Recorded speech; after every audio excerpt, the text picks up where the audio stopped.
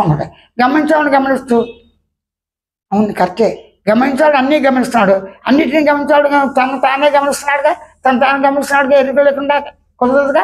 అంటే ఎరుకుతో గమనించగా, ఎరుకుతో గుర్తించగా, ఎరుకుతో అనుకుంటా, ఎరుకుతో భావించగా, ఎరుకుతో గుర్తు చేసుకుంటా, ఎరుకుతో సుఖదుఖాలు ఉంటున్నాం అన్నారు. ఎరుగుతో ఎరుక లక్ష్యంతో ఉండొచ్చు కదా, ఉంటున్నా కదా సహజంగా, కొత్తగా ఉంటామేంటి అని వాడికి ఉన్నది ఉన్నట్టుగా ఉన్నందువల్లనే అట్లా ఉండితే స్వయం సాక్షాత్కారం అని మాత్రమే చెప్తున్నాను.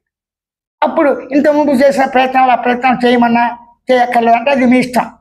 ప్రయత్నం వల్ల వస్తుందా, ఆ ప్రయత్నం వల్ల వస్తుందా, వివర జ్ఞానంలో మీరు మామూలుగానే ఉండొచ్చు. సగుణారాధన, నిర్గుణారాధన, మాతృ తల్లి తండ్రిని స్నేహితుల్ని పూజించడం, పరస్పరం ప్రేమించడం, ఇవన్నీ అవసరార్థం. కానీ స్వతసిద్ధంగా ఉన్న ఉనికికి అవసరం లేదు. దేశకాల వస్తువుతో పని లేదు. అవి ఉన్నా లేకపోయినా తానున్నాను తానే తను తాను గమనించి గుర్తించి తెలుసుకుని ఎరుక లక్ష్యంతో ఊరుకుంది. అలాగే ఉండు.